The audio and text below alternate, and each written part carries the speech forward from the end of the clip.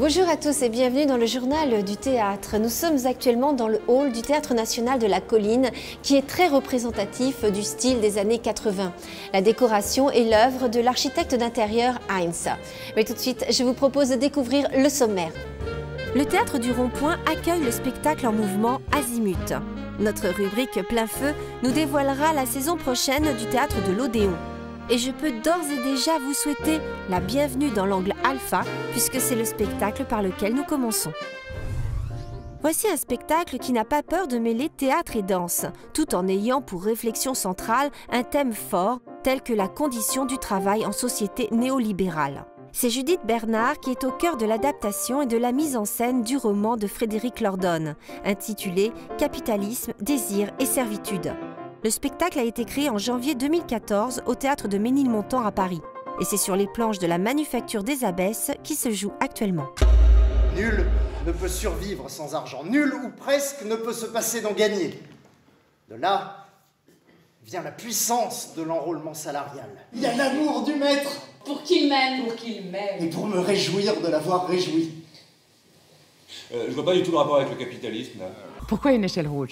Parce qu'il me fallait un objet magique, une espèce de signe multifonction qui me permette à la fois de jouer des figures d'angle, que ça puisse servir à plein de choses, qu'on puisse monter dessus pour jouer l'échelle sociale, qu'on puisse s'enfermer dedans et ce serait une usine, qu'on puisse la coucher par terre, on s'assiérait, ce serait un banc public, on pourrait se mettre derrière, ce serait une prison. Et tu t'y donnes à fond, la passion, la passion, la passion à mort. Le conatus pour Spinoza, c'est l'énergie qui habite les corps et qui les met en mouvement à la poursuite de l'objet de leur désir. Tout en haut se tient le désir directeur, le désir de rentabilité financière. Le relèvement brutal des objectifs mobilise toute la chaîne dans le sens d'une augmentation de la difficulté, donc de la violence. Mais quand est-ce qu'on mange? En vérité, ce dont parle cette pièce, c'est d'une tentative du capitalisme néolibéral qui réussit, mais qui ne réussit qu'en partie. En fait, le capitalisme néolibéral est une structure extrêmement paradoxale, parce que d'un côté, il s'efforce de rendre les travailleurs heureux, conformément à cette logique de l'assujettissement et de l'enrôlement joyeux, mais d'un autre côté, il se comporte d'une manière extraordinairement violente, et on ne l'avait pas vu depuis peut-être le capitalisme du 19e siècle. J'aime mon métier. Si, au fait, oui, comment dire, je crois... Je le réalise. Je fais des trucs bien. C'est pas seulement pour le fric, hein. C'est pour faire quelque chose. Quelque chose de bien. Quelque chose, quoi. Puis sinon... Sinon, on ferait quoi? Voici le groupe acrobatique de Tanger qui envahit le théâtre du Rond-Point pour quelques représentations. Nous nous retrouvons face à une réflexion sur le rapport au corps dans la mise en scène poétique d'Aurélien Bory. On joue ici sur les formes, sur les jeux d'ombre et de lumière et sur les sons. Un spectacle aérien réglé au millimètre.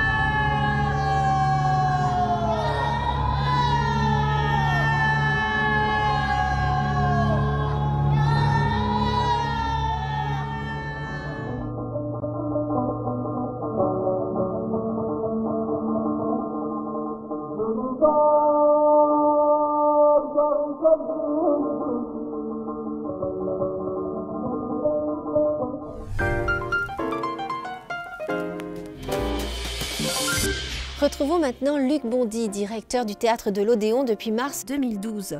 Le journal du théâtre l'a rencontré pour qu'il nous parle de la programmation de la saison prochaine.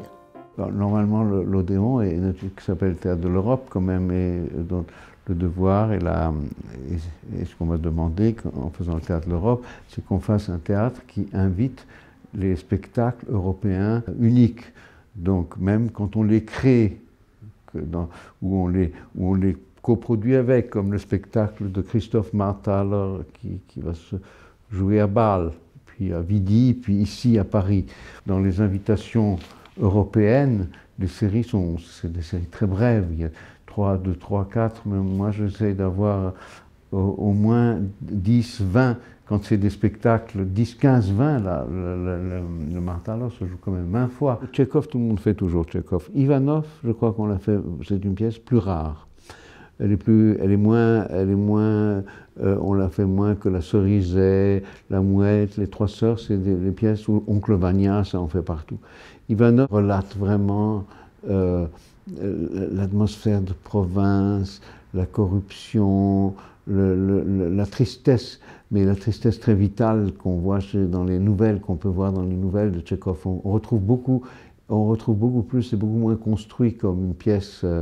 Les pièces de Tchekhov où toute l'architecture c'est beaucoup plus fusionnant, comment on dit, ça fouille beaucoup plus et c'est d'une certaine manière tragique et aussi, je ne sais pas encore où, mais comique. J'ai un critère, c'est vraiment comment dirais-je, l'originalité, la qualité, parce que la rencontre un auteur et un metteur en scène, dans le cas de Jean Genet, c'est une chose que j'ai planifiée déjà dès que je suis arrivé à l'Odéon. J'ai tout de suite planifié ce projet. Ça a duré longtemps parce que pour trouver les dates, pour trouver les sous, parce que tout ça, ça coûte de l'argent. Et pour les coproducteurs, donc les gens qui s'intéressent, parce qu'on ne peut pas travailler en ce moment sans coproducteurs, c'est très difficile. C'est pas facile de trouver des choses. C'est vrai que c'est très difficile de trouver.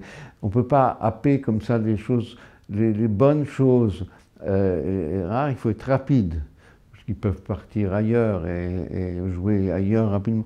Donc il faut être à l'affût et en même temps ne pas suivre la mode, c'est-à-dire suivre l'idée de l'instant, du moment, de la chose et de la qualité. C'est deux facteurs tellement difficiles au théâtre, d'amener une présence et une qualité, et pas d'amener seulement un truc pour dire c'est ça maintenant, puis voilà, et ça passe. On doit trouver à l'intérieur même du spectacle qu'on fait, on doit trouver quelque chose, des éléments qui sont nouveaux à mon avis, ou qui peuvent apporter quelque chose de nouveau en général au théâtre en France. Les jeunes ont plus tendance naturellement, ils préfèrent en général, je le comprends d'ailleurs, ils préfèrent le Berthier. Moi j'aime bien aussi l'Odéon, je trouve que c'est un challenge de faire une mise en scène à l'italienne. Aujourd'hui je trouve que c'est plus un challenge de faire un théâtre à l'italienne que de faire, mais à Berthier on a liberté des espaces, mais moi par exemple un théâtre à l'italienne, si c'est bien organisé, le plateau, si le plateau avance aussi dans le public et qu'on n'a pas l'impression d'une distance. Le grand problème du théâtre à l'italienne, c'est qu'on ne peut pas faire un timbre comme ça, où les gens regardent sur ce petit timbre. Il faut trouver dans l'espace quelque chose qui fait un contact. Et ça, en ce sens-là, pour moi, ça m'intéresse de voir comment faire que ce soit chaque fois de nouveau, on regarde d'une autre façon et que ce soit à l'Odéon aussi. De 1996 à 2010, c'est Alain Françon qui dirigea le Théâtre de la Colline. Il disait « L'essentiel dans une pièce de théâtre, c'est d'abord sa structure ». Aujourd'hui, c'est Stéphane Braunschweig qui dirige ce théâtre, ce lieu de référence. Voilà, c'est la fin du Journal du Théâtre. Au revoir à tous et à très bientôt pour un prochain numéro.